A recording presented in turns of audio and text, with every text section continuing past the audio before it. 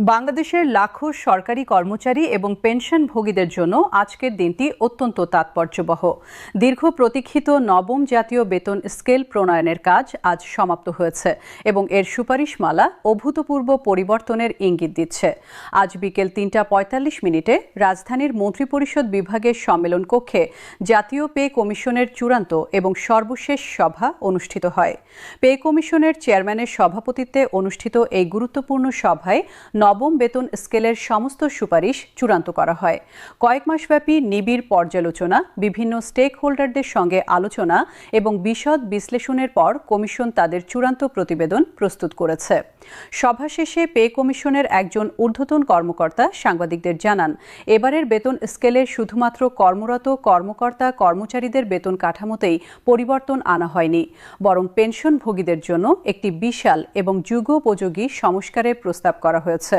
তিনি আরও জানান, এই সংস্কার প্রস্তাবনা পেনশনভোগীদের জীবনযাত্রার মানে গুণগত পরিবর্তন আনবে। সভা সমাপ্তির পর পে কমিশনের সদস্যবৃন্দ রাজধানীর রাষ্ট্রীয় অতিথি ভবন যমুনায় যাত্রা করেন। সেখানে তারা অন্তর্বর্তীকালীন সরকারের প্রধান উপদেষ্টার সঙ্গে সাক্ষাৎ করে আনুষ্ঠানিকভাবে এই সুপারিশমালা হস্তান্তর করবেন। প্রতিবেদন হস্তান্তরের পর প্রধান উপদেষ্টা এবং তার পরামর্শক দল প্রতিবেদন পর্যালোচনা করবেন এবং চূড়ান্ত অনুমোদনের জন্য প্রয়োজনীয় পদক্ষেপ গ্রহণ করবেন। এবারের বেতন স্কেলের সবচেয়ে আলোচিত বিষয় হচ্ছে পেনশন সংস্কার। এই প্রথমবারের মতো পেনশনভোগীদের আর্থিক সামর্থ্য এবং চাহিদার ভিত্তিতে একটি বৈজ্ঞানিক পদ্ধতি অনুসরণ করে পেনশন বৃদ্ধির সুপারিশ করা হয়েছে। পে কমিশন পেনশনভোগীদের বর্তমান পেনশনের পরিমাণ অনুযায়ী 3টি স্বতন্ত্র ক্যাটাগরিতে বিভক্ত করেছে এবং প্রতিটি ক্যাটাগরির জন্য আলাদা হারে পেনশন বৃদ্ধির প্রস্তাব দিয়েছে।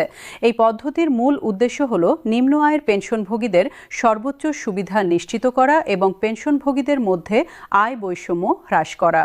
প্রথম ক্যাটাগরিতে রয়েছেন যারা মাসিক 20,000 টাকার নিচে পেনশন পান। এই শ্রেণীর পেনশনভোগীদের জন্য কমিশন একটি অভাবনীয় সুপারিশ করেছে। তাদের পেনশন শতভাগ অর্থাৎ দ্বিগুণ করার প্রস্তাব দেওয়া হয়েছে। এর অর্থ হল, যিনি বর্তমানে 7,000 টাকা পান তিনি পাবেন 14,000 টাকা, যিনি 12,000 পান তিনি পাবেন 24,000 টাকা। এই বৃদ্ধি নিম্ন আয়ের পেনশনভোগীদের জীবনে আমূল পরিবর্তন আনবে, বিশেষত বর্তমান উচ্চ মূল্যস্ফীতির সময়ে। দ্বিতীয় ক্যাটাগরিতে অন্তর্ভুক্ত রয়েছে মাসিক 20 থেকে 40,000 টাকা পেনশনভোগীরা। এই মধ্যম আয়ের পেনশনভোগীদের পেনশন 75% বাড়ানোর সুপারিশ করা হয়েছে, অর্থাৎ যিনি বর্তমানে 30,000 টাকা পান তিনি অতিরিক্ত 22,500 টাকা পাবেন এবং তার মোট পেনশন হবে 52,500 টাকা। এই শ্রেণীর পেনশনভোগীরা সাধারণত শহরাঞ্চলে বাস করেন এবং তাদের জীবনযাত্রার ব্যয়ও বেশি, তাই এই বৃদ্ধি তাদের জন্য অত্যন্ত প্রয়োজনীয়। তৃতীয় ক্যাটাগরিতে রয়েছেন যারা মাসিক 40,000 টাকার বেশি পেনশন পান। এই উচ্চ আয়ের পেনশনভোগীদের পেনশন 55% বৃদ্ধির প্রস্তাব করা হয়েছে। যদিও শতাংশের হিসাবে এটি পূর্ববর্তী 2 ক্যাটাগরির চেয়ে কম, তবে প্রকৃত টাকার পরিমাণে এটি যথেষ্ট বড় অঙ্ক। এই পদ্ধতির মাধ্যমে কমিশন সামাজিক ন্যায় বিচার এবং সম্পদের সুষম বণ্টনের নীতি অনুসরণ করেছে। পেনশন বৃদ্ধির পাশাপাশি চিকিৎসা ভাতা বৃদ্ধিও এই প্রস্তাবনার একটি উল্লেখযোগ্য এবং প্রশংসনীয় দিক। বয়স বৃদ্ধির সাথে সাথে চিকিৎসা সেবার প্রয়োজনীয়তা এবং স্বাস্থ্য খরচ বহুগুণ বেড়ে যায়। এই বাস্তবতা অনুধাবন করে পে কমিশন চিকিৎসা ভাতা উল্লেখযোগ্যভাবে বাড়ানোর সুপারিশ করেছে। 75 বছর বা তার অধিক বয়সী অতি প্রবীণ পেনশনভোগীদের জন্য মাসিক 10,000 টাকা চিকিৎসা ভাতা নির্ধারণের প্রস্তাব রয়েছে। বর্তমানে এই বয়সী মানুষদের চিকিৎসা ভাতা অত্যন্ত অপ্রতুল এবং তাদের প্রকৃত চাহিদার সঙ্গে সামঞ্জস্যপূর্ণ নয়। 10,000 টাকা চিকিৎসা ভাতা তাদের নিয়মিত ওষুধপত্র, ডায়াগনস্টিক টেস্ট এবং চিকিৎসকের পরামর্শ ফি মেটাতে সহায়ক হবে। এই বয়সে ডায়াবেটিস, উচ্চ রক্তচাপ, কিডনি জটিলতা, হার্টের সমস্যা সহ নানা দীর্ঘমেয়াদী রোগের চিকিৎসা চলে এবং প্রতি মাসে হাজার হাজার টাকা খরচ হয়। অপরদিকে 55 বছরের কম বয়সী পেনশনভোগী, পারিবারিক পেনশনভোগী এবং যারা সম্প্রতি অবসরে গেছেন তাদের জন্য 5,000 টাকা চিকিৎসা ভাতার সুপারিশ করা হয়েছে। এভাবে বয়স এবং স্বাস্থ্য চাহিদার ভিত্তিতে চিকিৎসা ভাতা নির্ধারণ করা একটি যুক্তিসঙ্গত এবং মানবিক সিদ্ধান্ত বলে বিশেষজ্ঞরা মনে করছেন। শুধু পেনশনভোগীরাই নন, কর্মরত সরকারি কর্মকর্তা কর্মচারীদের জন্য নবম বেতন স্কেলে রয়েছে সুসংবাদ। পে কমিশনের সুপারিশ অনুযায়ী 20তম গ্রেডের একজন কর্মচারী চাকরিতে যোগদানের সময় 20,000 ২,২৫০ টাকা মূল বেতন পাবেন। এই মূল বেতনের সঙ্গে বাড়ি ভাড়া ভাতা যোগ হবে, যা মূল বেতনের প্রায় অর্ধেক বা তার বেশি হতে পারে। এছাড়া চিকিৎসা ভাতা, যাতায়াত ভাতা এবং বছরে 2 বার উৎসব ভাতা মিলিয়ে একজন নতুন কর্মচারীর মোট বেতন প্যাকেজ একটি সম্মানজনক পর্যায়ে পৌঁছাবে। এর ফলে সরকারি চাকরির প্রতি তরুণদের আগ্রহ বাড়বে এবং মেধাবী প্রার্থীরা সরকারি সেবায় যোগদানে উৎসাহিত হবেন। বর্তমানে বেসরকারি খাতের প্রতিযোগিতামূলক বেতনের কারণে সরকারি চাকরিতে মেধাবী প্রার্থী আকৃষ্ট করা কঠিন হয়ে পড়েছিল।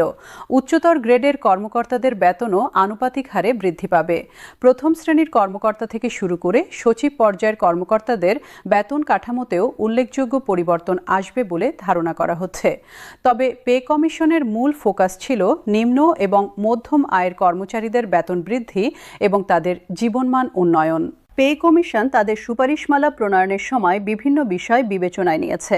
দেশের বর্তমান অর্থনৈতিক অবস্থা, মুদ্রাস্ফীতির হার, জীবনযাত্রার ব্যয় বৃদ্ধি, আন্তর্জাতিক মানদণ্ড এবং সরকারের আর্থিক সক্ষমতা সবকিছু মাথায় রেখে এই প্রস্তাবনা তৈরি করা হয়েছে।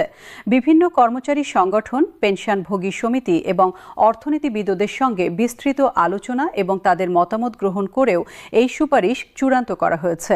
অর্থনীতিবিদ এবং বিশ্লেষকরা মনে করছেন, এবারের পে স্কেলে পেনশনভোগীদের যে গুরুত্ব দেওয়া হয়েছে তা নজিরবিহীন। আগের বেতন স্কেলগুলোতে পেনশনভোগীরা তুলনামূলকভাবে কম সুবিধা পেতেন এবং তাদের চাহিদা পর্যাপ্তভাবে বিবেচিত হতো না। কিন্তু এবার পে কমিশন পরিষ্কারভাবে বুঝিয়েছে যে পেনশনভোগীরা রাষ্ট্রের সম্পদ এবং তাদের সম্মানজনক জীবনযাপন নিশ্চিত করা রাষ্ট্রের দায়িত্ব। নবম বেতন স্কেলের এই সুপারিশসমূহ একটি সামগ্রিক সামাজিক নিরাপত্তা কাঠামোর অংশ হিসেবে দেখা যেতে পারে। এতে কর্মরত এবং অবসরপ্রাপ্ত উভয় শ্রেণীর মানুষের কল্যাণ, তাদের আর্থিক নিরাপত্তা এবং জীবনযাত্রার মান উন্নয়নের বিষয়টি সমভাবে গুরুত্ব পেয়েছে। এটি শুধু একটি বেতন বৃদ্ধির বিষয় নয়, বরং সরকারি কর্মচারীদের প্রতি রাষ্ট্রের দায়বদ্ধতা এবং কৃতজ্ঞতার প্রকাশ। প্রধান উপদেষ্টার কাছে সুপারিশমালা হস্তান্তরের পর সরকার প্রয়োজনীয় পর্যালোচনা এবং প্রশাসনিক প্রক্রিয়া সম্পন্ন করবে। সংশ্লিষ্ট মন্ত্রণালয় এবং বিভাগের সঙ্গে পরামর্শ করে চূড়ান্ত সিদ্ধান্ত নেওয়া হবে। পে কমিশনের কাজ এখন শেষ এবং এখন বাস্তবায়নের দায়িত্ব সরকারের। প্রত্যাশা করা হচ্ছে অতি শীঘ্রই সরকারি গেজেট প্রকাশের মাধ্যমে নবম বেতন স্কেল কার্যকর করা হবে। দেশের আনুমানিক 15 লাখের বেশি সরকারি কর্মকর্তা কর্মচারী এবং কয়েক লাখ পেনশনভোগী এখন অধীর আগ্রহে অপেক্ষা করছেন সরকারের চূড়ান্ত ঘোষণার জন্য। এই বেতন স্কেল বাস্তবায়িত হলে তা তাদের জীবনে নতুন সম্ভাবনা এবং আশার সঞ্চার করবে। বিশেষত নিম্ন আয়ের পেনশনভোগীরা যারা অত্যন্ত কষ্টে দিনাতিপাত করছেন, তাদের জন্য এটি হবে এক মহা স্বস্তির খবর।